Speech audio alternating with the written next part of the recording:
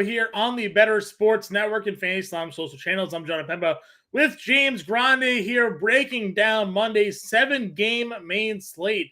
James, my man, how are we doing today? Doing good. Happy Monday. 7-game slate. The 27 single is alive on DraftKings. There's nothing really going too bad here, John. Great day to be great. Great day to be great indeed here. 7 games, like you mentioned, are our favorite tournament. You and I like to dabble that 27 single.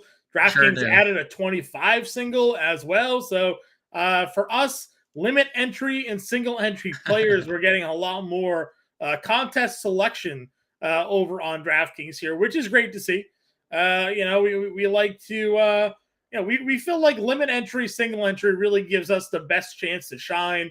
We're not going up against all those supercomputers and their 150 scrambled lineups. We can use our knowledge, our lineup building, and the information we give to everybody here on stream to build that lineup to help you guys cash and not really worry about the crazy variables that can go on when you're chasing after that lottery ticket 150 max entry contest here. So, listen, love to see the 27 single. Love seeing that 25. Hopefully they keep those around for us. Now that the NHL and the NBA is starting to wind down their seasons, the NFL is not quite here yet, so we should get some good focus here on the MLB as we hit the middle months. You would think that the NFL hasn't started, or you would think the NFL has been in full swing if you're on fantasy Twitter. The best ball season's here. Yeah, But, best ball the season DFS is season's not here quite yet. So DFS season is not here unless you're an XFLer. Then that's when you're really talking about some degenerate stuff, Right. Hey, listen, the preseason DFS football will be here before you know it. So Bart Scott can't wait. Can't wait. So anyways, get on to the MLB slate here. 7 games. No real weather concerns. I know you see that little quick logo there on the Dodgers Atlanta game. If you head on over and check out the weather center that we got going on there, most of that rain expected to be gone by first pitch. That said, it's Atlanta in the summer, so pop-up storms, especially when there's been rain in the area, always possible. But it doesn't seem like we're going to be interrupted at all on this 7-game slate, which is pretty good. Right. No weather. So let's look at Vegas. Nothing has changed too much other than some starting pitchers that we kind of figured would, considering that happens every time we do record. That's changed. Jaime Barria's pitching for the Los Angeles Angels today. Last night, they announced Chase Silseth will be pitching in high leverage situations. Right. So we talked about that on the show this morning, the podcast we did. Right. That we weren't sure on starters, and we got one of the two that were unannounced changed on us. Well, the Giants also then just 360, and they are starting opener John Brebbia. Sean Manaea is expected to be the reliever. Now, I was looking over some things. They used like 5 relievers yesterday, so pretty taxed bullpen. And I saw a Giants blog throwing out the idea of like, is it going to be a full bullpen game, or are they going to use Manaea as a long man? And it seems like they're going to have to use Manaea as a long man, just considering the usage of their bullpen yesterday, but we will see. That game has actually seen some significant movement since the announcement of Brebbia as the starter, or as the opener rather, with Manaea to follow. Open 139, some places up to minus 160 in favor of the Minnesota Twins and Bailey Ober. And then we saw Luis Castillo open as the biggest favorite against Oakland. That has only grown. Minus 350 over on PointsBet, minus 315 on DraftKings, minus 335 over on FanDuel. So big favorite is Luis Castillo and the Seattle Mariners against Kyle Mueller and the Oakland Athletics. In terms of over-unders here, John, 9.5 in Dodgers Braves. That doesn't really surprise me. 9 on some sports books, 9 on others. Considering Gavin Stone can be good, wasn't good in his debut. Top 50 prospect in baseball entering the year, though. So definitely, we'll see. Right? We'll see what happens with them. We'll definitely see. 11 in Miami, Colorado. It's kind of been interesting to see the first games at Coors Field, which is our first, bring it to the table that it is a Coors Field slate. Opens at 11.5. It is mostly at 11.5. There are some sports books that has been bet down to 11. But we've seen a couple times this year. First games in cores are not the best, and we have the Marlins, who are not like a great offense. So interesting there. 9.5 runs in Boston, LA. I think that is really, really intriguing because Tanner Houck has been good and bad. And Decent, Hyman, decent in quotations. If you go on over to Fangraphs, ERA is over 5 in the year, but a 3.99 x ERA, a 3.94 xFIP, a Sierra. I think it was like 4.2. So a guy that's definitely gotten a little unlucky. His strand rate is under 60%. So basically, when guys are getting on base, they're coming around on him, but everything else is kind of pretty okay with him. So that one I'm going to be interested on. Because you and I again played him the other day, cruised through 5 innings, gets into the 5th inning, gets into trouble, comes out of the game. Bullpen guy gave up like a 3-run homer. 3 of those go to Houck, and it's the whole day is ruined. right. Well, on opposing him is Jaime Barria, as mentioned, and he has been much better as a reliever for the Angels during his career than he has a starter. So it remains to be seen what's going to happen. Also, like to the Houck point, we don't have an Angels lineup, and you've brought it up a couple times. We don't know if Otani's even going to be in it because lefties have been his kryptonite. If anything, that would obviously strengthen his case if Shohei Otani is not, in fact, in the line. So I'm looking at over. You mentioned Bailey Ober and that line moving more in his direction there. Noah Strada in the lineup tonight for the Giants as well has been probably their best player all season long. They're rolling with 7 lefties. It looks like here 1, 2, 3, 4, 5. So yeah, 7 lefties in the lineup for the Giants here tonight. Again, small sample size, but is xFIP Bailey Ober against left-handed hitters this year 5.42. So again, some of the other numbers look fine. The FIP 3.6, the WOB is 288. Good numbers there. The xFIP though kind of sticks out a little bit. It's pretty high, almost double his ERA there. So a lot of lefties in the lineup here tonight against Bailey Ober. So while he's been fantastic, a lot of the numbers for him look great. That one just didn't fit, right? Everything else is great, great. You get to the xFIP, all of a sudden it's 5.4. So something maybe to peek at here, because I think looking at that line, it's not only did the line move into Ober's favor for -139 to -150, as you mentioned, the total went from 9 to 8.5. So scoring's coming down. Minnesota's becoming a bigger favorite. They're at home here for DFS purposes, and we might as well just jump into pitching here. Bailey Ober's right there in that mid-tier at $8,100. San Francisco has largely hit righties pretty well. Are you worried at all about pitching Bailey Ober today? Because Vegas is telling us, no, you shouldn't be. You should be in on Bailey Ober for your lineups today. I wasn't necessarily ever like, it was kind of like a lukewarm play for me because I like Bailey Ober since the start of, since he first got called up. I mean, I was tweeting at DraftKings to like get him in the player pool when he came up. Because it is a situation where you've talked about it a lot. San Francisco has hit righties extremely well. And yes, they do strike out a boatload against righties. They strike out against everybody. They don't discriminate on striking out. They just strike out. But they are a top 10 offense in pretty much every category against righties. And you mentioned it. There's a lot of lefties in the lineup. So I'm okay not going there. I think there's a couple of mid to high value plays that I like better that are cheaper. And I like a couple guys above him. So I like Ober. I don't love Ober. I like Ober long term. And we talked about it. We did talk about it on the podcast. Like his litmus test was the Dodgers and he passed with flying colors.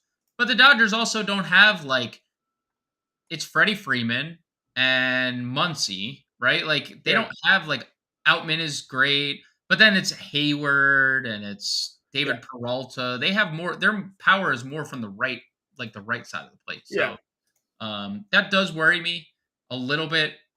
I'm fine getting to Ober, but I'm also fine. He's one of the highest projected pitchers of the slate. Yeah. We talk about it. If you're worried at all, that's leverage, just going the other way. So top guys here, you have Javier, Morton, Castillo, and Burns. We talk about it. Castillo chalk monster here. Dude, I Jesus. mean, he on this slate, what do we think? 60% minimum? That's spot on with the current projected ownership, 64. And that's double anyone else Right. It's the best matchup on paper on against paper. the A's. Vegas obviously has him as a ridiculous favorite. Right. Is Seattle? Last night when we recorded, the number actually went from 8 to 7.5. It's back Yeah. up to 8. Yep. So people were willing even to go a little bit lower there. If we're not gonna go Castillo, what's your other top price pitcher here today? So I like Javier's just upside. So I think there's just naturally going to be ownership going towards him.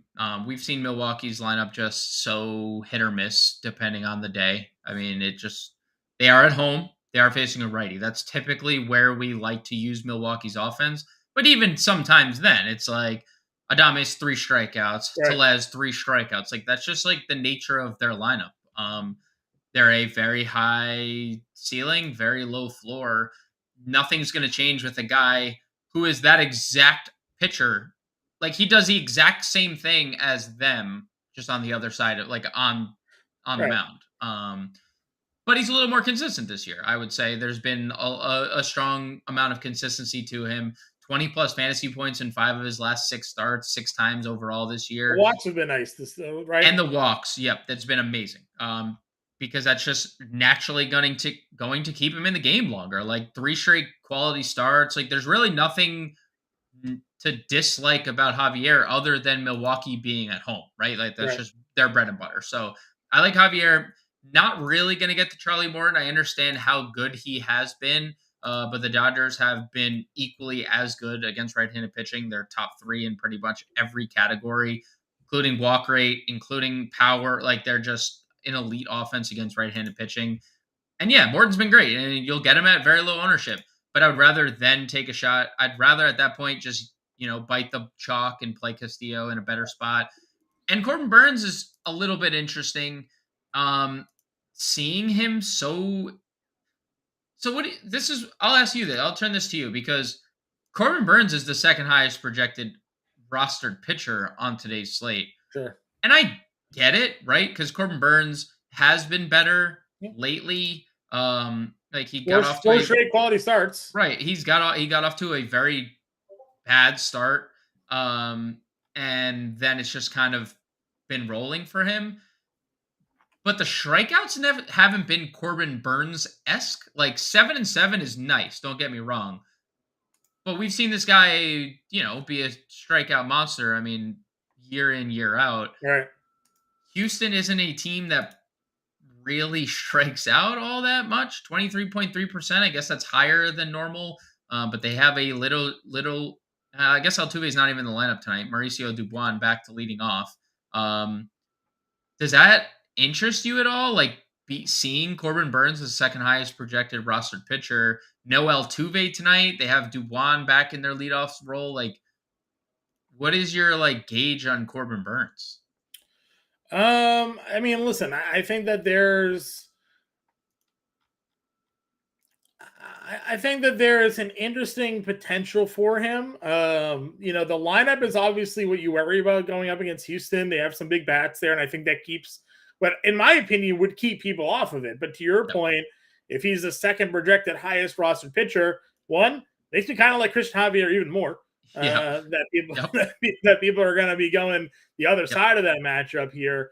I think it would make more sense to be a pivot off of Castillo. Now, we talk a lot about good chalk and bad chalk here. Framber Valdez yesterday was the chalkiest pitcher in the slate. He's like 38%, and he went for 40 fantasy points. Complete game shutout. Game shutout. You don't want to be on the wrong side of a 60% ownership today on Castillo, right? So win or lose with the field today and put Castillo in your lineup and then differentiate yourself elsewhere, right? Go with a Javier. Go down and play a value pitcher or somebody, alt to that, and build your lineups in that direction here.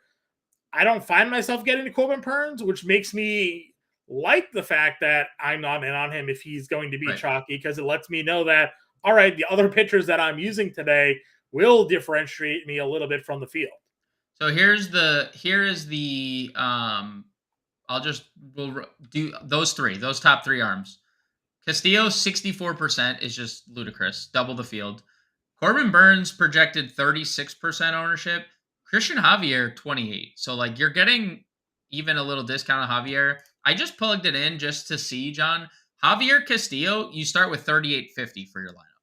Like that's solid. Like if you wanted to start with two of the best pitchers on the slate and you start with 38.50 for the rest of your lineup, like the only team you really can't afford in that that instance is Atlanta, right? Like you could probably afford everyone else. Like, yeah, Boston's expensive and we want to place in Boston tonight, but they also have a lot of cheap pieces around Devers and Yoshida. So you can start Castillo and Javier comfortably tonight. Just, I know there's value that we're going to talk about. I did the value article over on Fantasy Alarm today, and there's two guys in particular that I have interest in, but you can use two spend ups today and still, have a comfortable lineup build because Javier at 10K is your most expensive pitcher. That's not too bad. Yep, I agree with you there. Mid tier, we mentioned Ober already. Listen, I like Brady Singer tonight. I did the PrizePicks video. It's over there in Fantasy Alarm. You can find it on the YouTube. Put him in the video today for over 17.5 outs. Last couple starts looking a little better. Quality starts in each of the last 2, 3 of the 5 here. Pitched well against San Diego in San Diego, which we hope is a good indicator. And you've been talking about it all season long.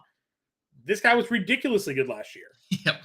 What happened this year? We don't know. Off to a wrong start. Isn't mechanically right, but maybe he's starting to figure it out. And now he's going up against the Tigers, who, if you look over at the statistics on the season, they are a bottom 3 team in like everything. And then strikeouts, they're one of the top 5. So if there was a spot for him to continue to pitch well, it should be at home against the Detroit Tigers today. So $7,000 for Brady Singer. I am willing to put that in my lineup today as one of my SP2s alongside Castillo, alongside Javier. I guess I should reevaluate Ober or not as that third lineup in, but Singer is for sure in one of my main lineups today. The unfortunate part of like this value tier for me, or like this mid-tier 2 value tier, is the two pitchers I like face off against one another. In Singer and Michael Lorenzen. Like those are the only two names really I have much interest in. I think Gavin Stone may get some love just because he's a top prospect and people love using prospects, but not my cup of tea against Atlanta. But yeah, Singer profiles really well here. You pretty much hit on everything. The only thing I'll add is there has been some pretty bad luck for Brady Singer. He has a 7.09 ERA, 4.56 xFIP, so 2.5 runs lower than his ERA. 336 BABIP. Like it's just he's very bad at ball luck. He's just not missing as many bats, which is obviously an issue. Also, I do like Michael Lorenzen on the flip side. I don't know if you saw the Royals lineup today, John. They moved Bobby Witt to 6th. They're leading Nick Pratto off this evening, which I don't hate because we're Nick Pratto fans over here. But sure. Lorenzen's been awesome. He got off to a pretty bad start. Fresh off injury, been awesome. 2 earned runs over his last 20 innings, including 7 strikeouts his last time out. The Mets, Cleveland, Pittsburgh is not exactly murderer's row, but neither is Casey's offense, who is bottom 10 in every category, and they strike out almost more than anyone else against right-handed pitching. So, look, do I think Michael Lorenzen is a 7 strikeout per start guy? No, I don't. Do I think he could go right back to a 7 strikeout outing against KC? I do, because that's what they've done all year, and there's nothing suggesting that's going to turn around. So what's interesting about their lineup decision there is if you look at the splits for Lorenzen, he's actually getting lefties out and righties are hammering him. Yep. Right, so they now have 5 of their first 7 hitters are left-handed hitters. Just to kind of explain the splits here over on Fangraphs, where I got it pulled up here, against left-handed hitters this year, they are hitting, where's the number? I had it and I lost it. They are hitting 165 off of him. Lefties are with a 247 WOBA, 304 slug, and a 247 on-base percentage with 19 strikeouts. right? That is a 21% strikeout rate against lefties. Against righties, Lorenzen is getting hammered. They're hitting 388 off of him with a 389 WOBA, a 490 slug, like 7 strikeouts total against him on the year, which is just a 13% K rate. So the Tigers, the Royals rather, took their lineup and put all of the hitters that Michael Lorenzen's getting out at the top, and then put in like 2 righties. So I don't listen. Not everybody's a sabermetric guy. Not everybody always believes in the numbers here, but it's pretty clear as day that Lorenzen's getting out every lefty he's facing, and righties are smashing him. So if nothing else, maybe solo throw in a Salvi Perez today. But very odd lineup decision process there to have just 3 righties in your lineup against a pitcher who cannot get righties out and is getting every lefty out. I will say the only saving grace that he has against righties, just looking at these numbers, is a 21% fly ball rate. Like everything. Ground ball pitcher, yeah. Yeah, so like he could, in theory, like every damage done to him today against righties could just be like Salvi going 4 for 4 with 4 singles. Yeah, sure. He doesn't profile as a singles guy, though. No, he doesn't. But, we said this a lot, like the immovable object versus the whatever force. Like one guy hits home runs and one guy doesn't allow anything in the air. So what gives? Right. I agree with you. All right, let's go on down a little bit further. Is there anybody else here that you would consider? Nope. Okay. Not even in the slightest. Not even a little bit. All right, catcher then. The aforementioned Salvi Perez is there at 51. Will Smith, 53. Sean Murphy, 5K. Elias Diaz, 4,900. Your top 4 group there? Yeah, so Salvi obviously profiles well against anybody. He's hitting for a lot of power. I think Sean Murphy could be really interesting. I don't know if he's like necessarily affordable tonight because the Braves are so expensive, but if you're playing a Brady Singer or a Michael Lorenzen, you can get to Braves. The top 3 in their lineup just absolutely destroy right-handed pitching. Murphy, no less, 283 ISO, 390 WOBA, 13% walk rate. So like everything is good for him. I'm not going to play the other 2. Like I could make a case for Elias Diaz. I know he hits lefties better, but he's home. And Edward Cabrera has been so atrocious against the righty split. So like I could make a case for Elias Diaz, but I don't feel like I need to pay $4,900 for him when I just feel like there's infinitely more upside for Sean Murphy, like on a regular basis. So yeah, Murphy and Perez for me at this tier. Okay. We talked about it. We didn't really care much for the catcher position on this slate. There wasn't really anybody in the mid tier.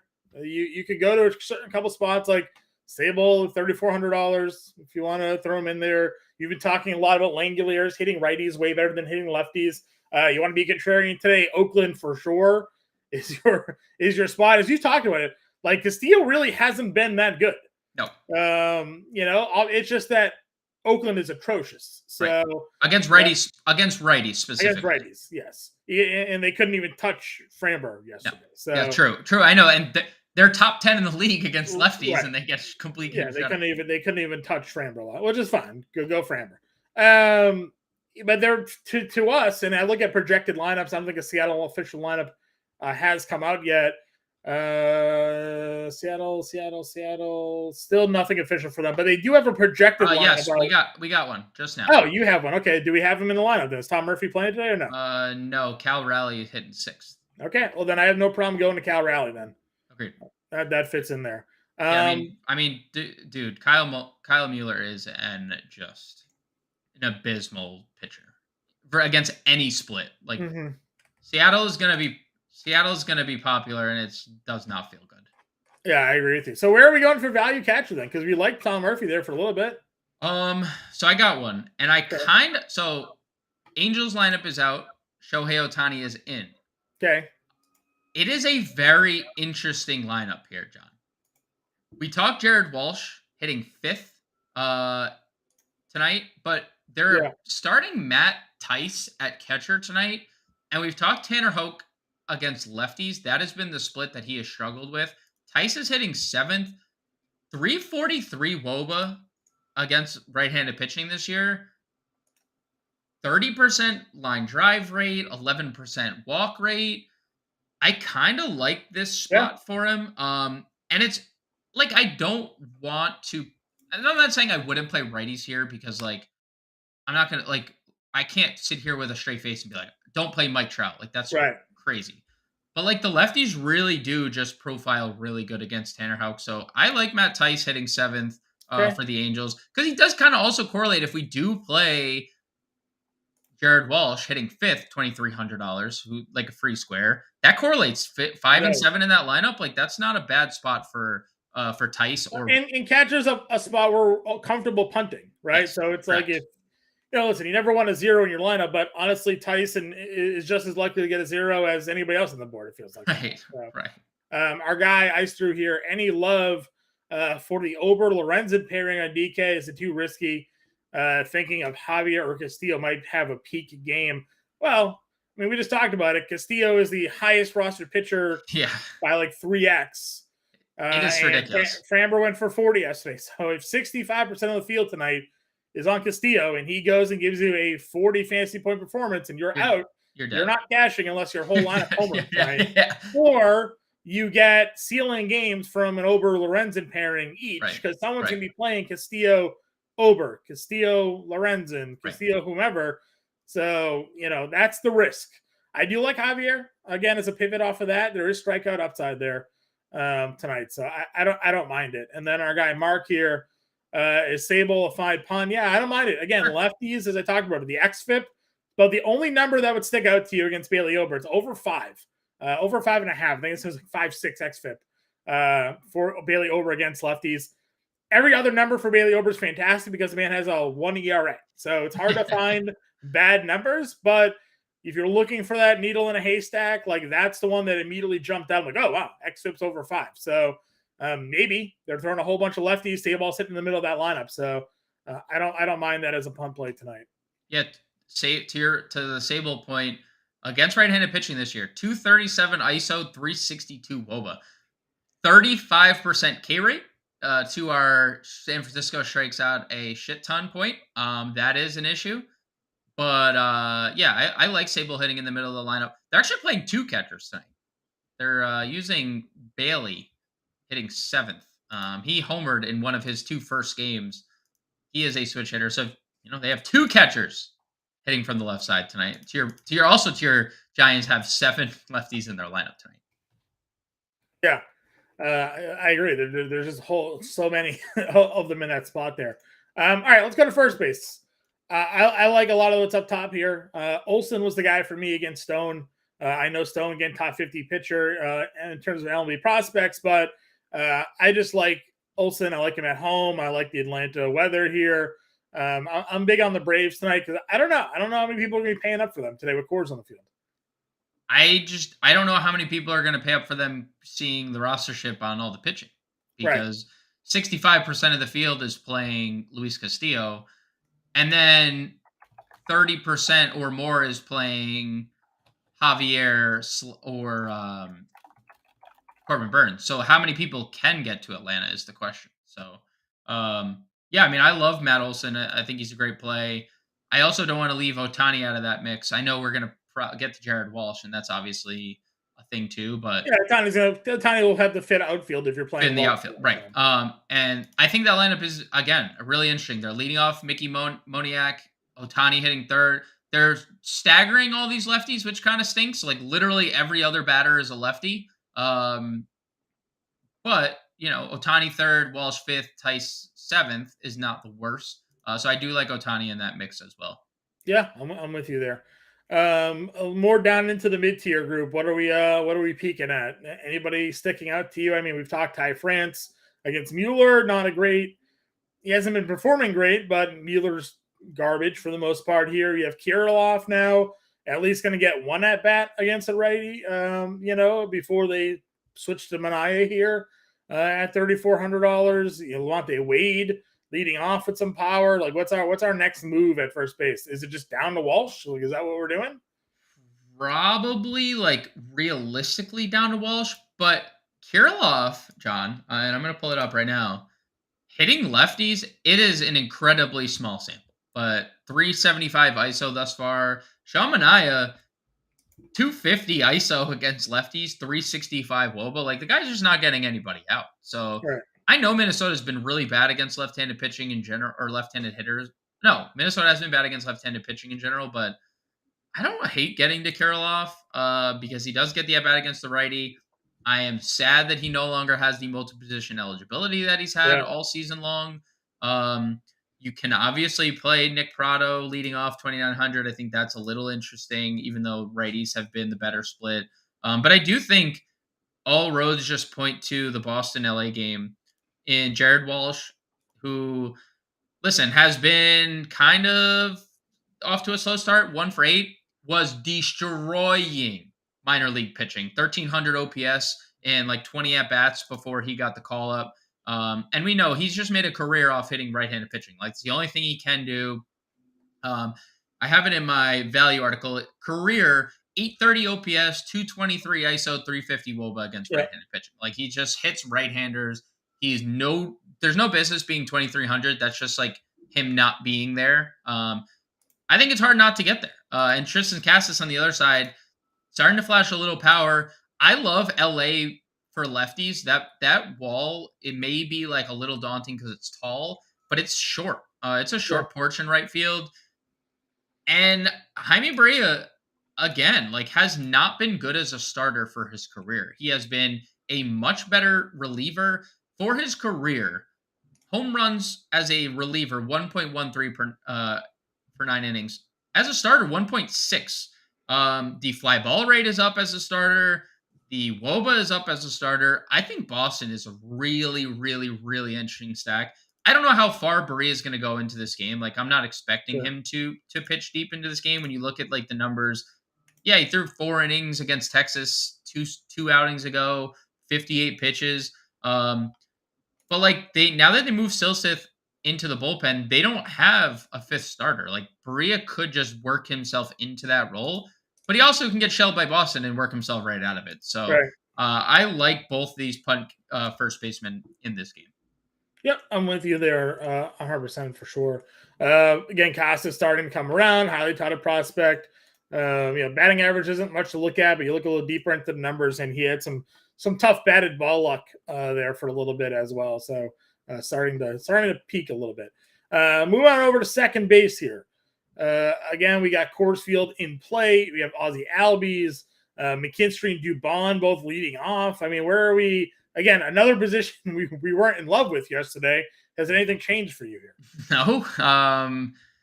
I just don't see a case to get to Luis Arias at 5.5. Like, I don't know.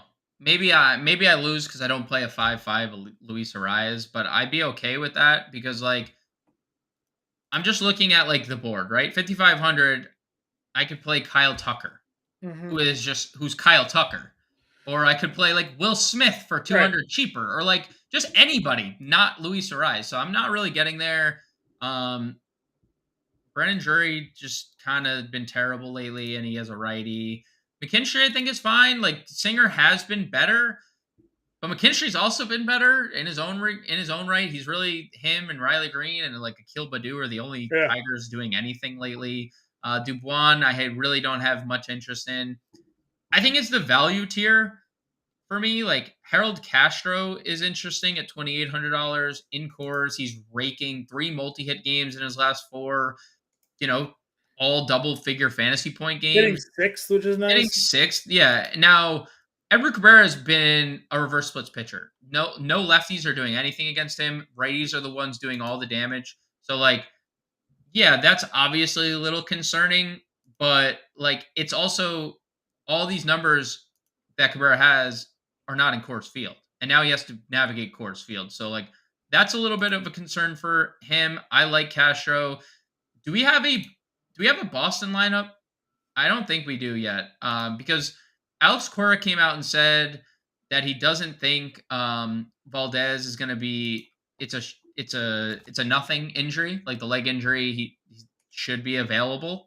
I would go right back to with Valdez. I like the lefties in Boston, in that short porch in right field in LA, and I think that's a way to get, like, your Devers and your Yoshidas in the lineup. Like Boston has the high profile, expensive guys, but then they have the Cassis and the Valdezes of the world where you can afford the others. And Like they have the power upside too to be a cheap home run play. exactly a cheap home run as well. So I like this value tier way more than I like spending up. And if you want to also take a dart, Michael Massey hitting 5th coming off a home run. He's been shown flashes of power this year. It's just again, Lorenzen's just nailing lefties, so like that's yeah. I guess we mentioned Jose Caballero and what he did on his minor league Sunday, stolen base which numbers is are actually insane. He's like an almost he's like a 2.5 to 1 games played to stolen base ratio. So like if this man gets on base, he's looking to run. So he homered and stole 3 bags yesterday.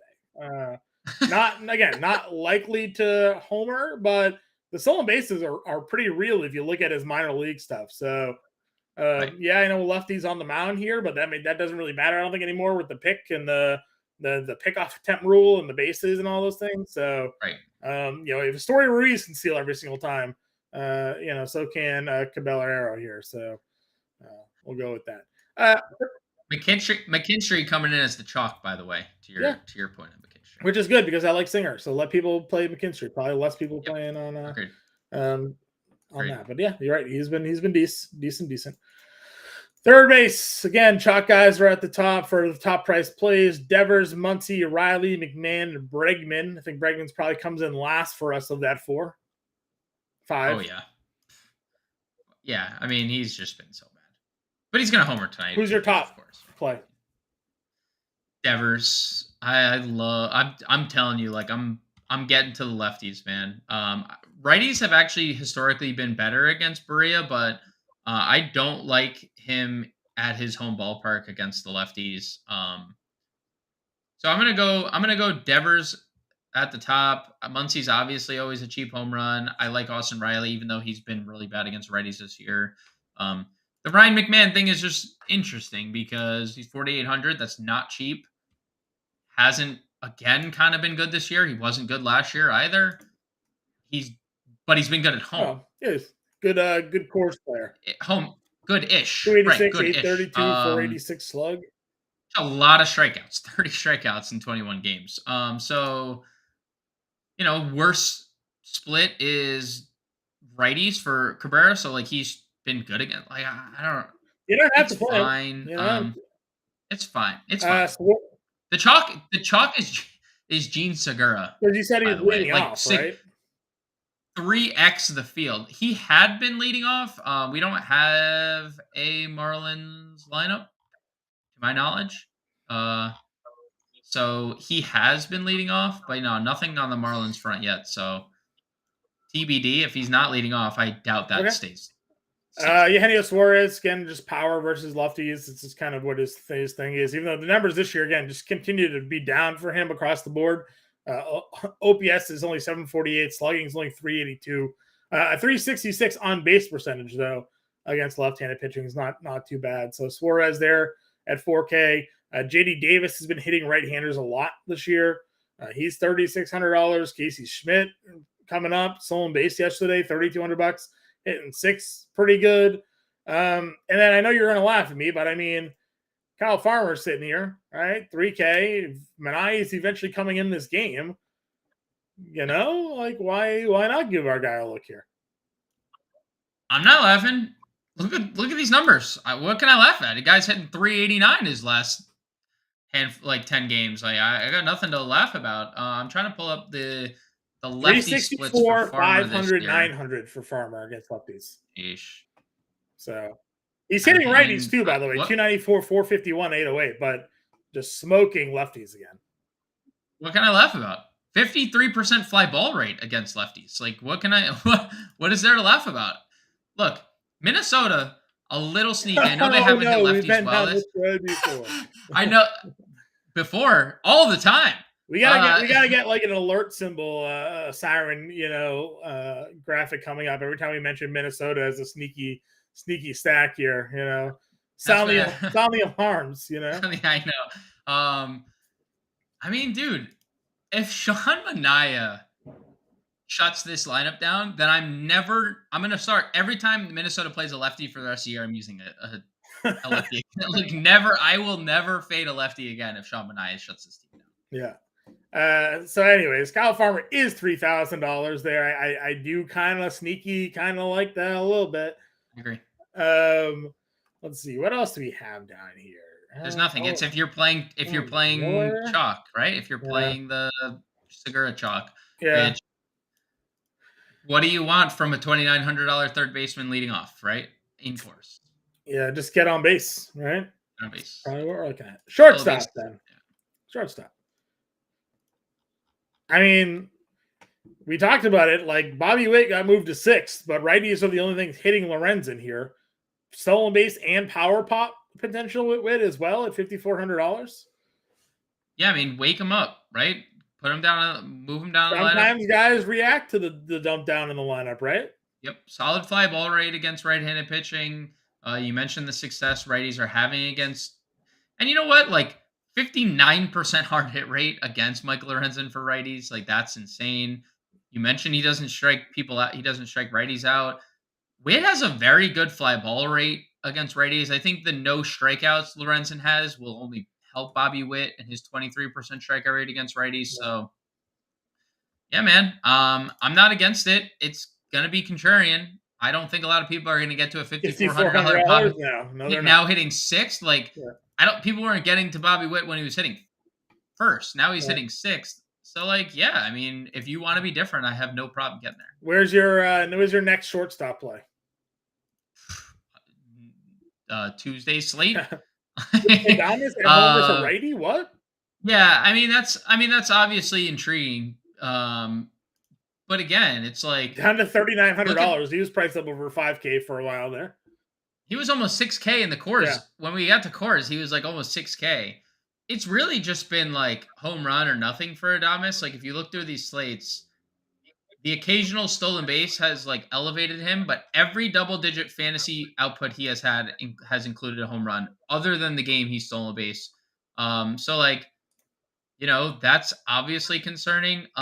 Correa is interesting, 4,300. I don't dislike that. He's slowly coming around, hits in like 8 of his last 10 games. There's been a little power in there, 2-3 walk games. So, you know, we know Manaea doesn't have the best control either when he comes in the game. So I don't dislike Correa. It just boils down to, once again, like, oh man, Miami has Joey Wendell. He's the chalk. Garrett Hampson is getting a lot of love here in the ownership category. Like, it's just like, or like, what do we do? Like, is Miami actually? I don't really want to play Miami today. Well, like, I'm we'll get to the outfield. There's a couple guys. Yes, a couple guys in the outfield, but like, there's not like a lot of appealing Miami. The total lowered. We've seen this song and dance before, and there's like.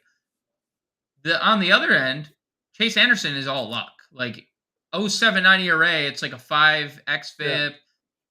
Yeah. Everything suggests he's pitching just out of his skull, like lucky. I mean, 1-something BABIP for Chase Anderson as well.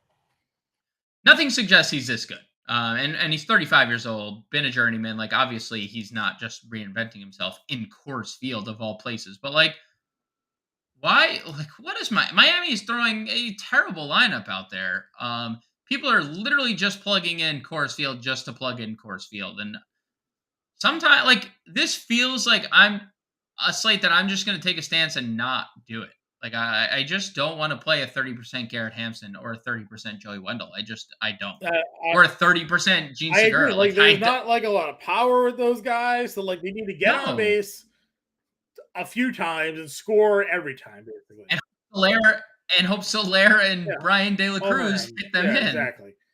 Listen, I'm with you there 100%. We talked about Caballero already. There's one more guy that I liked. Where was he? Zach Nato? No. Bobby Dahlbeck in his 600-foot minor league home run. I mean, listen, that guy keeps on hitting. I know. Where is it? am I just having like blindness to the play? Who are we looking for? Any particulars? Oh, I Kike, thought there were um, maybe I'm misremembering the position. I know Schmidt we talked Pablo about all Reyes? over. Maybe it was Reyes. Now I'm just like blanking on what I was even thinking about like 2 minutes ago. Maybe it's a different position. So we'll hit on it when we hit on it, I guess. Then it'll come to me. There was something I was looking at. It'll come to me. Let's go to outfield here. While I rethink this over. Acuna is your top guy at $6,500. Otani is in the lineup tonight, as you mentioned, at 64. Yeah, Jordan, Trout, Betts, your guys up over 6K. Yeah, I mean, I think Jordan is probably the least likely I'd play. I love Acuna. I love Otani. You can obviously play Mike Trout. You can obviously play Mookie. I think Otani and Acuna would be the two for me that I would push to the masses to play. Acuna's been the best player in baseball since the start of the year. This guy is literally, it is there like a 5x5 crown? Because he might just lead the league in every Yeah, category, not just the Triple potentially. Crown, but like everything. Yeah, he just might extend it to stolen bases, like all of them. Mhm. And then Otani, Tanner Houck has just really struggled with lefties. So, um, and then I think the next tier again is very, very intriguing as well. Yeah, I mean, we talked about Rodriguez. All the numbers on the surface look terrible, but you started rattling off all of his numbers below, and or else like saber numbers, and they look great. So Yep. maybe a spot finally for Rodriguez to break out. You have Yoshida. You mentioned lefties. Yoshida's there at $5,800. Soler, again, cover of the show today. We're just the power, right? It's just ridiculous power. He's in Coors. Feels like a lock for a home run. Coming off of a 4-hit game with a home run as well. I mean, the man's locked in here. So big fan of Soler here tonight. Yeah, without looking, I assume he has the best odds to hit home run on today's slate. Like that would just be my guess, right? Like in cores, best power hitter in cores, probably. I'll tell you right now. Um, You keep looking. I'll bring up the yeah. DraftKings Sportsbook props here for home run. To your Yoshida and J Rod point, I love them both. I really like Seattle tonight, and I'm not afraid to say it. I know that's gonna rattle some people because they were in a great spot on Sunday. They've been in a great spot really all year, and they just haven't come through. But I am kind of on the Seattle bandwagon here. I think this is a J Rod bounce back spot. Kyle Mueller is absolutely horrible. Seattle is kind of popular, which is a little scary. I like Soler Soler to quite a bit, homers plus 53. 220 on the night. I mean, I'm scrolling to see if that's I can find anybody that is under plus 300. even close. I I know, don't even really see close. anybody that is even in the same range here tonight. Goldschmidt not on the main slate plus 265, but on the main slate does not look like anybody. Devers plus 280. So that's your those are your two guys under plus 300 for home runs tonight.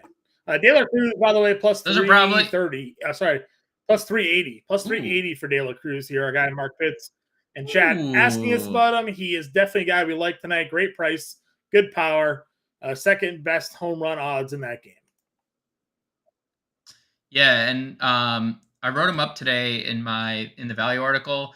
So Chase Anderson has the official numbers 467 xFIP, 107 BABIP. Like, dude, those are just not going to even stay remotely close to what they are. Like, so I love De La Cruz.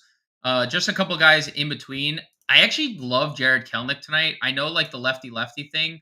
He's starting to heat up a little bit again. 4-game hitting streak, a home run yesterday. Kyle Mueller has really struggled against lefties, and Kelenic has hit lefties well this year. So I'd go to Kelenic, Verdugo, 4,500. I'm telling you, Boston is going to be underrepresented tonight. In I think a lot the masses. Maria's right there. I mean, Duran rather at $3,800 as well. Do you think they lead? I mean, they've moved him everywhere. they're gonna. I What can't are they tell gonna you where do? they're going to hit Like, him. Right now, he is yeah, projected to hit okay. fifth. We'll see. Okay. And Verdugo Yeah, but this projected to lineup lead also off, includes Turner, who may not. He's day to day. So like, who may not well, play. this is just based off the last time that they faced a righty. So we'll see. We'll see Okay. what they do with that. So, Okay. they have Valdez is projected in this lineup as well. So Okay. Well, Valdez. yeah. Cora came out and said Valdez was expected to play. So More down here, Conforto's 34. We talked about the lefties against Ober. Teoscar 36. Yeah. He's hit lefties extreme. I know. Again, I get it. He's struggled 819 OPS, mightily. 462 But slug the last 10 though. the power, dude, the power the last few years against left-handed pitching. I wrote him up on Sunday. He didn't come through, but we get to run it right back against a lefty. I mean, he has a 317 ISO against lefties this year. He had a 363 ISO Right. against lefties last year. Like, and I get it. It was in Toronto. But he has a 317 ISO in a terrible ballpark. And like realistically, all those ballparks in the AL West are not hitter friendly. And he still has a 317 ISO against Southpaws. So I love Teoscar Hernandez. Brenton Doyle, John, $3,500. Guy's just raking against right-handed pitching this year.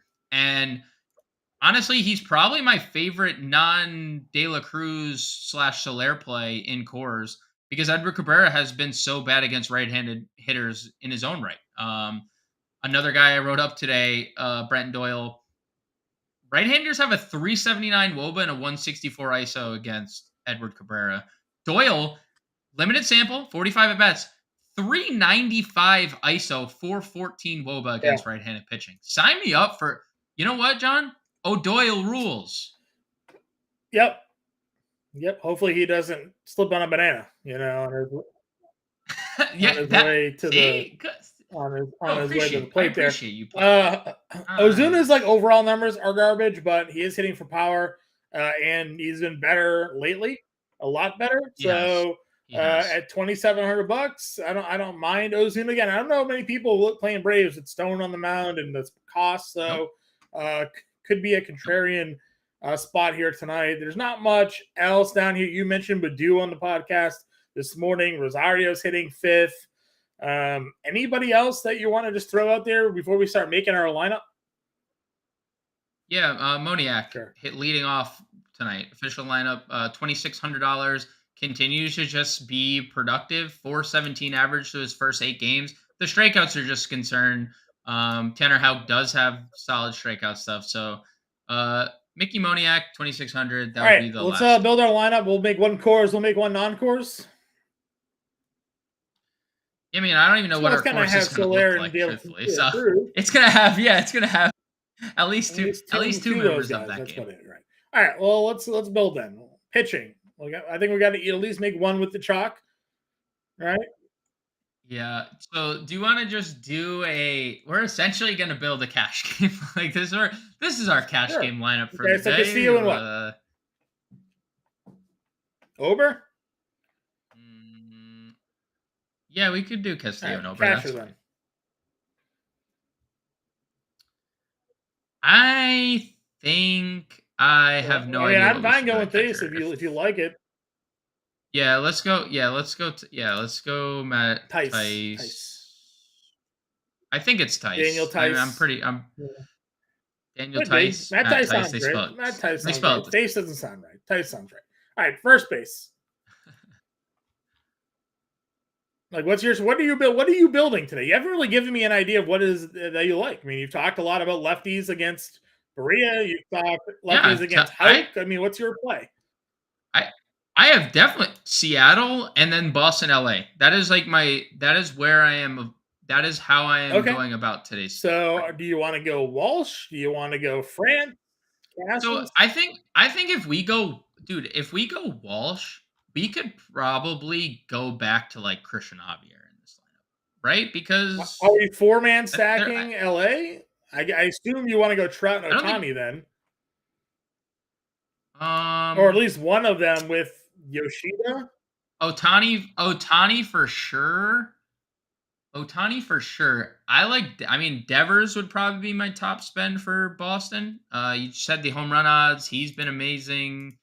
Um, I'd probably go Devers of the Okay. Boston guys. And then because we don't want to. I think we don't want to clog our outfield, especially if we're gonna go Is Soler, this De going La to be our Cruz, cores right? lineup If or our this is our non-cores lineup? using Castillo feels like we Okay. should do cores here, but Soler, De La Cruz. 33.50 for our second baseman or shortstop. We have that cheap Seattle. So we Caballero can play both. Yeah. at short, probably at short, And right? then a Because shortstop sucks. $4,300 second baseman, which would be I don't even know if we need Castro. to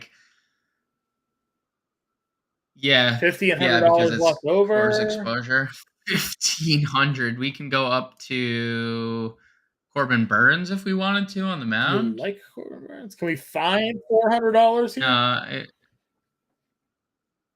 To get to You want to play Bailey, Javier. 2K catcher? Yes. Yep. That's the move. Punt catcher already has a home run in his first 2 Patrick games. Bailey, 2K on the dot. All right, so this is our course exposure. Again, we don't like course tonight. We like some guys in course. So Castro hitting second, hitting sixth, playing second for us here. Soler and De La Cruz in the outfield. We got a mini A's Angel stack with Walsh and Otani. We got a Devers one-off on the way back. And then we have the top two price pitchers on the board here, Javier and Castillo. A way to go here. James, we'll be in the Discord up until roster lock. For those of you who are not yet a member of the Fantasy Alarm family, you'll see the scroll down there at the bottom. If you're watching on YouTube, you got the description link in there as well. You go to fantasyalarm.com/allpro. Use promo code MLB50. Gets you access to all of our DFS content, not just the MLB, but NBA, NHL, NFL when it comes, PGA. I had a really nice week. PGA Championship. Drew Phelps with the Brooks Koepka one and done call. I had him in my lineup at 10%, which is great. You won the tournament there for you. I went 4 of 6 and still doubled up my money there in GBP. So great week there. NASCAR's coming out of their all-star race with 3-time NASCAR Rider of the Year. Matt Sells leading the contest. So a lot of good stuff here at Fantasy Alarm. You can get that all for just $19.98 a month for the first 6 months. We also have a 7-day free trial included with everything as well. So if you want to try us out, sign up, check it out. If you don't like it after 7 days, cancel. I think you'll stay. We got a lot going on with fantasy football, best ball right now as well. It is best ball season here at Fantasy Alarm. You can use promo code Fantasy Alarm when you go to fantasyalarm.com/underdog. 100% deposit match up to $100 there as well. And you get in our premium Discord. We're running subscriber underdog best ball drafts every day pretty much. So you can get in there, get in the channels, and hang out with all of us. Howard Bender, Andrew Cooper, myself, Grande, Vreeland, Malin, the whole crew is in there doing best ball drafts, getting ready for the football season. So that's it for tonight's stream, guys. Again, James and I will be in the Discord till roster lock. You can get us in there, and we'll be back tomorrow. Good luck.